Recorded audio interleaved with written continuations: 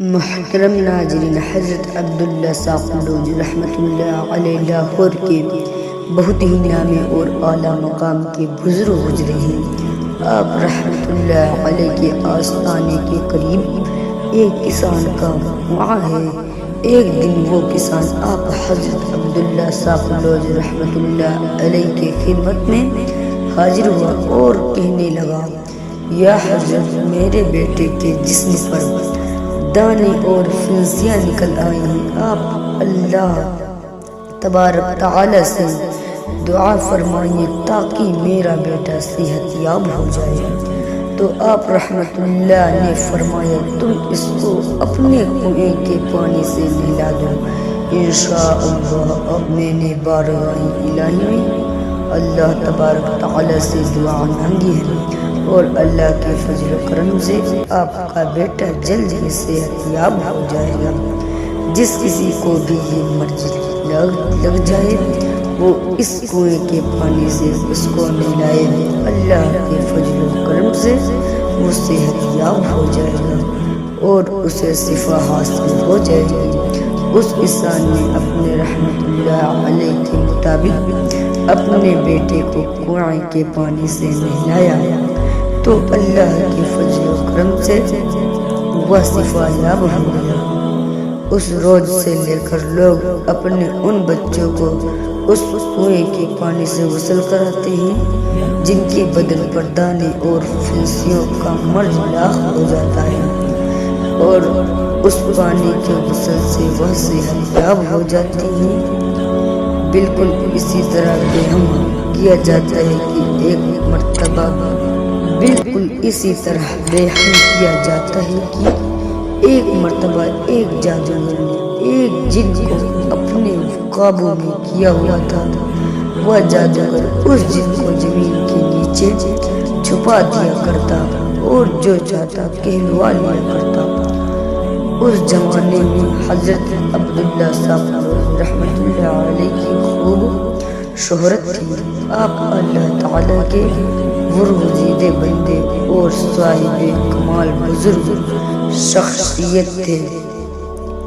اس جادوگر کی شہرت بھی اس علاقے میں بہت زیادہ ہو گئی تھی اور اس شخص کی یہ بات بہت ہی مشہور تھی کہ یہ شخص بڑا ہی کمال ہے، یہ قبر کے مردوں کو زندہ کر کے ان سے باتیں کرتا ہے، ان سے ہم کلام ہوتا ہے۔ اس طرح کی باتیں اس شخص سے منسوب ہو چکی تھی۔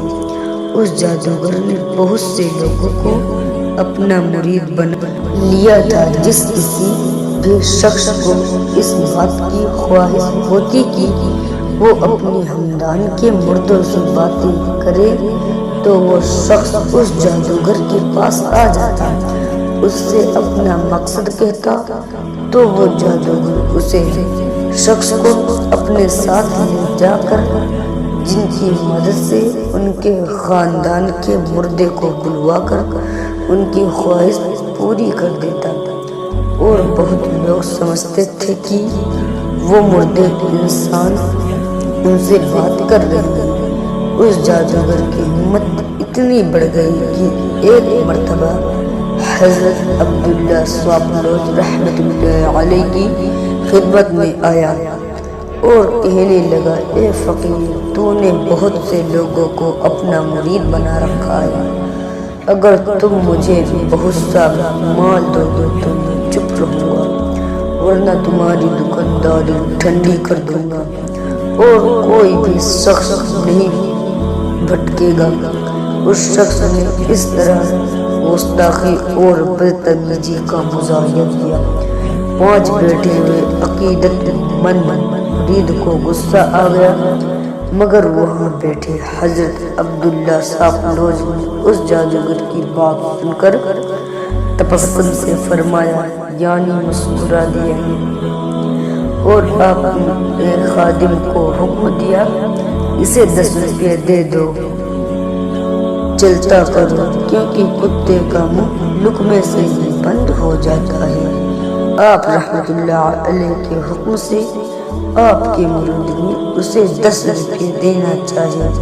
لیکن اس جادوگر نے 10 روپے لینے سے انکار کر دیا کیونکہ وہ زیادہ پیسوں کی لالچ میں آپ رحمت اللہ علیہ کے پاس آیا تھا، جبکہ اس دور کے حساب سے 10 روپے بھی بہت زیادہ تھے۔ مگر اس نے جب یہ دیکھا کہ آسانی سے 10 روپے مل رہے ہیں تو اسے یہ پیسے لینے سے صاف انکار کر دیا اور زبان دراز پر اتر آیا اور اتراتے ہوئے کہنے لگا، اگر تم فقیری کا دم ہے تو مجھے کوئی کرامت دکھاؤ اور پھر تم مجھ سے کرامت دیکھنا، پھر میری مریدی اختیار کر لینا۔